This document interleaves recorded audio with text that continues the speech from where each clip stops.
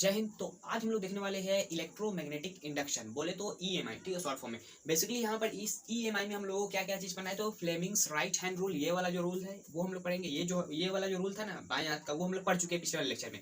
अब ये वाला रूल पढ़ना है। और इसमें बेसिकली ईएमआई में हम लोगों को इस रूल से हम लोग क्या निकालना है, तो डायरेक्शन ऑफ इंड्यूस्ड करेंट, ठीक है ना, जो करंट उत्पन्न होगा उसका हम लोग को डायरेक्शन निकालना है। अब उसके अलावा यहाँ पर ईएमआई का मतलब क्या होता है, इलेक्ट्रोमैग्नेटिक इंडक्शन का मतलब यही है कि मैग्नेटिज्म की वजह से क्या होगा, मैग्नेटिज्म की वजह से इलेक्ट्रिसिटी प्रोड्यूस होगा, तो उसी प्रोसेस को हम लोग बोलते हैं ईएमआई, इलेक्ट्रोमैग्नेटिक इंडक्शन, ठीक है। यहाँ पर क्या इसका डेफिनेशन दिया गया है, the production of electricity from magnetism, magnetism से जो इलेक्ट्रिसिटी का उत्पादन होता है उसको हम लोग बोलते हैं ईएमआई, ठीक है ना, इट्स कॉल्ड ईएमआई, ठीक।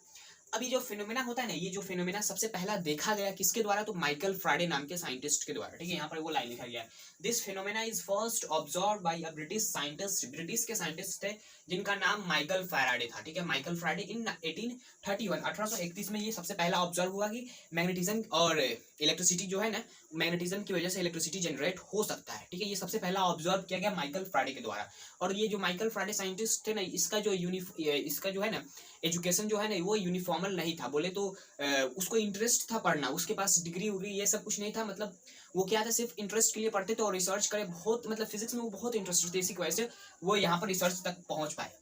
तो ये जो साइंटिस्ट थे ना, ये बहुत सारी चीज यहाँ पर ऑब्जर्व किए, ठीक है। इसका ऑब्जर्वेशन, इस जो साइंटिस्ट का ऑब्जर्वेशन था वो हम लोग देखेंगे। और उसी ऑब्जर्वेशन के अंदर हम लोगों को दिखाई देगा क्या, वो 2 पॉइंट जिससे हम लोगों को इलेक्ट्रिसिटी मिलेगा, ठीक है ना। मतलब वहां पर आप लोगों को मिलेगा कि चेंजिंग मैग्नेटिक फील्ड क्या होता है, इलेक्ट्रिसिटी प्रोड्यूस करता है। और हम लोग किसी कंडक्टर को क्या करते हैं, मैग्नेटिक फील्ड के अंदर उसको कुछ स्पीड से हम लोग उसको घुमाते हैं, तो वहां पर भी इलेक्ट्रिसिटी जनरेट होता है। वो कैसे होता है वो सब हम लोग समझेंगे अगले स्लाइड में। यहाँ पर क्या दिया गया है, 4 ऑब्जर्वेशन, ठीक है। 4 ऑब्जर्वेशन में से सबसे पहला ऑब्जर्वेशन उसको हम लोग देखते हैं, ठीक है ना। तो जो 3 बाकी रहेगा उसको भी देख लेंगे। सबसे पहला ऑब्जर्वेशन क्या है, सबसे पहला ऑब्जर्वेशन से आप लोगों को ये पता चलेगा कि करंट कैसे प्रोड्यूस होता है। तो सबसे पहला ऑब्जर्वेशन ये है कि when a wire is moved between the poles of a fixed magnet then an electric current is produced in the wire. Basically यहाँ पर क्या बोला जा रहा है, मान लेते हैं यहाँ पर क्या है, तो नॉर्थ पोल है किसी मैग्नेट का, और यहाँ पर किसी मैग्नेट का साउथ पोल है, ठीक है ना। यहाँ से क्या होगा, मैग्नेटिक फील्ड इस तरफ जाएगा, नॉर्थ साउथ, ये हम लोग पढ़ चुके हैं। अब कोई वायर को लेकर, कोई वायर मान लेते यही वायर है, तो इसको हम लोग इसी मैग्नेटिक फील्ड में इस तरह बार बार हली करेंगे ना, तो इसमें क्या होगा, करंट इंड्यूस्ड होगा, खुद से करंट उत्पन्न हो जाएगा, ठीक है। ये कैसे होता है, ये आप लोगों को 12th में पढ़ना है, ठीक है, कैसे होता है 12th में, लेकिन होगा ये इस क्लास में, ठीक है, होगा, मानना पड़ेगा, होगा, ये होता है, आप लोग ट्राई करके देख सकते हैं। ओके, बहुत हले करिएगा तो आप लोगों को क्या मिलेगा, या इसमें करंट मिलेगा, और उस करंट का डायरेक्शन हम लोग आगे निकालेंगे। कैसे निकालते हैं उसका direction, Fleming's right hand rule की मदद से हम लोग निकाल सकते हैं, ठीक है ना। तो सिंपल सबसे पहली बात यही जानते हैं कि ये मैग्नेटिक फील्ड है, और इस मैग्नेटिक फील्ड यहाँ पर क्या हो रहा है, मैग्नेटिक फील्ड को ये जो वायर है वो काट रहा है, ठीक है, बेसिकली जा रहा है, काट रहा है, आ रहा है, काट रहा है। देखिए यहाँ पर ये मैग्नेटिक फील्ड है, ठीक है, ये मैग्नेटिक फील्ड है, ये उंगलियां है ना, मान लेते हैं ये मैग्नेटिक फील्ड है, इसमें क्या जा रहा है, काट रहा है, आ रहा है, ठीक है, इस तरह जा रहा है, आ रहा है, जा रहा है, आ रहा है, मतलब ये उंगलियां तो नहीं पार हो रहा है, लेकिन मैग्नेटिक फील्ड में पार हो जाएगा, ठीक। तो यहाँ पर क्या हो रहा है, तो सिंपल यहाँ पर कुछ नहीं करना है, इसको हम लोग मूव कराएंगे। जब किसी कंडक्टर को यहाँ पर क्या बोला जा रहा है कि when a wire is moved between 2 poles, ठीक है, 2 फिक्स पोल है, ठीक है, मैग्नेट का 2 फिक्स पोल है, उसके बीच में हम लोग क्या करना है, उन दोनों के बीच में हम लोग एक वायर को मूव कराना है। तब उसके अंदर क्या होगा, इलेक्ट्रिसिटी खुद ब खुद प्रोड्यूस हो जाएगा इस कंडक्टर में, ये कंडक्टर में, ठीक है, खुद ब खुद इलेक्ट्रिसिटी प्रोड्यूस होगा। किस डायरेक्शन में प्रोड्यूस होगा, ऊपर की तरफ या नीचे की तरफ, तो ये हम लोगों को आगे हम लोग देख लेंगे, ठीक है ना। तो बेसिकली यहाँ पर ये जानना है कि प्रोड्यूस होगा जब हम लोग इसमें मूव कराएंगे, तो ओके। अब सेकंड जो पॉइंट है उसको हम लोग देखते हैं। अब ये सेकंड नंबर जो पॉइंट है, सेकंड नंबर ऑब्जर्वेशन जो है वो क्या है कि the production of electric current, ठीक है, इलेक्ट्रिक करंट विद्युत धारा का क्या हो रहा है, प्रोडक्शन हो रहा है बाय मूविंग अ मैग्नेट। अब यहाँ पर मैग्नेट को मूव करा रहा है, पहले क्या था, कंडक्टर को मूव करा रहे थे, जो वायर था उसको मूव करा रहे थे, अब यहाँ पर मूव कराना है मैग्नेट को, ठीक है। यहाँ पर बोला जा रहा है कि by moving a magnet inside, क्या चीज के अंदर, तो a fixed coil of wire का एक फिक्स्ड कॉइल है, is also a case of EMI, ठीक है, ये यहाँ पर भी ईएमआई होगा। मतलब यहाँ पर यही कहा जा रहा है कि ये एक कॉइल है, ठीक है, ये एक कॉइल है। अब इसमें हम लोग को क्या करना है, एक मैग्नेट को ले लेना है, ठीक है, यहाँ पर एक मैग्नेट को ले लेंगे, ठीक, और यहाँ पर ले लेते हैं नॉर्थ पोल, और यहाँ पर ले लेते हैं साउथ पोल। हम लोग जानते हैं कि इसमें क्या होता है, मैग्नेटिक फील्ड होता है कुछ इस तरह मैग्नेटिक फील्ड होता है, ठीक। तो यहाँ पर क्या हो रहा है, देखिए सिंपल, यहाँ पर कुछ नहीं हो रहा है। शुरुआत में जब हम लोग इसको अंदर की तरफ डालेंगे तो शुरुआत में यहाँ पर बहुत ज्यादा मैग्नेटिक फील्ड का स्ट्रेंथ होगा, ठीक। अब उसका क्या होगा, धीरे धीरे जैसे ही जाएगा तो अंदर की तरफ, ये जैसे ही पोर्शन यहाँ पर जाएगा तो क्या होगा, ये पोर्शन क्या हो रहा है, यहाँ पर जो मैग्नेटिक फील्ड था और यहाँ पर जो मैग्नेटिक फील्ड है वो अलग अलग होगा ना, मतलब क्या है, मैग्नेटिक फील्ड चेंज हो रहा है, ठीक है, चेंज हो रहा है मैग्नेटिक फील्ड, ठीक है, चेंज होगा मैग्नेटिक फील्ड। क्या चीज लेंगे, तो यहाँ पर एक कॉइल लगा हुआ है, तो उस कॉइल में क्या होगा, उस कॉइल में करंट इंड्यूस्ड हुआ खुद ब खुद, ठीक है, खुद ब खुद।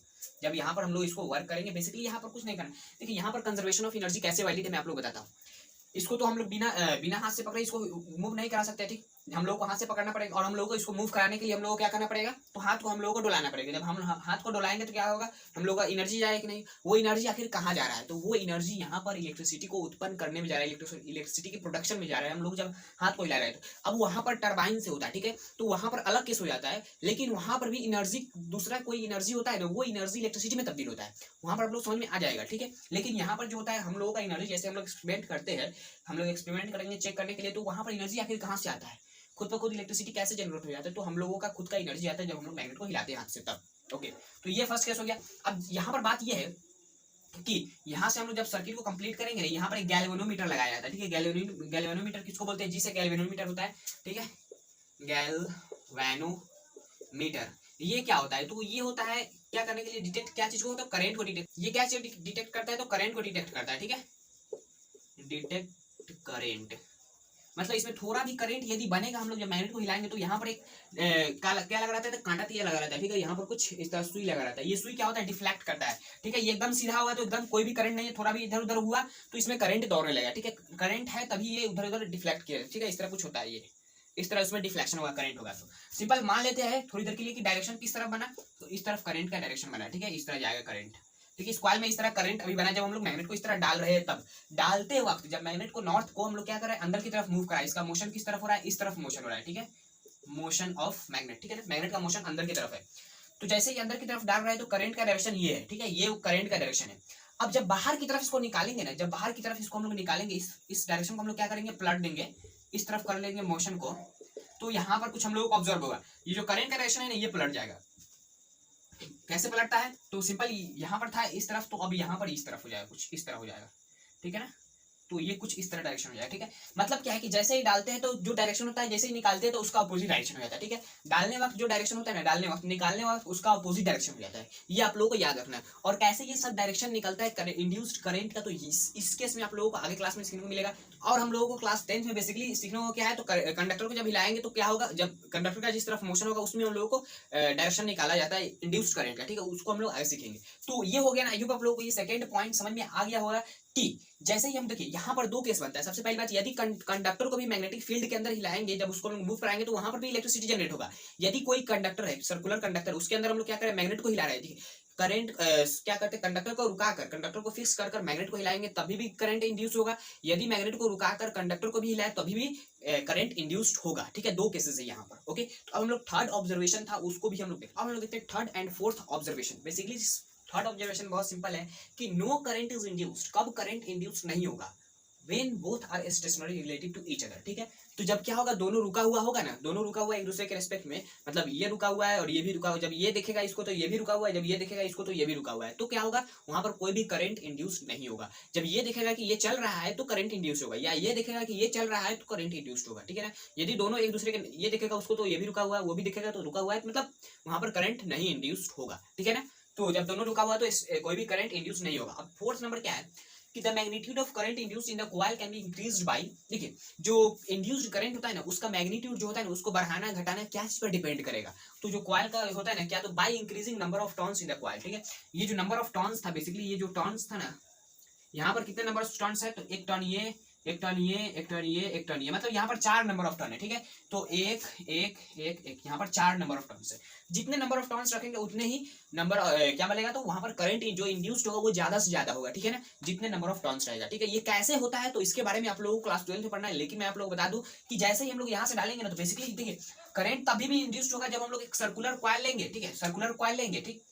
अब यहाँ पर क्या करना है, इसको हम लोग क्या करना है, इसको गैल्वेनोमीटर से जोड़ देना है। कैसे, देखिए एक सर्कुलर कॉइल लेंगे, ओके, और यहाँ से क्या करना है, गैल्वेनोमीटर से इसको जोड़ देना है, ये गैल्वेनोमीटर से। तो अब इसके अंदर मैग्नेट को हम लोग आगे पीछे करेंगे तो यहाँ पर भी करंट इंड्यूस्ड होगा, मतलब बेसिकली यहाँ पर वही है, एक सर्कल, दो सर्कल, 3 सर्कल, 4 सर्कल।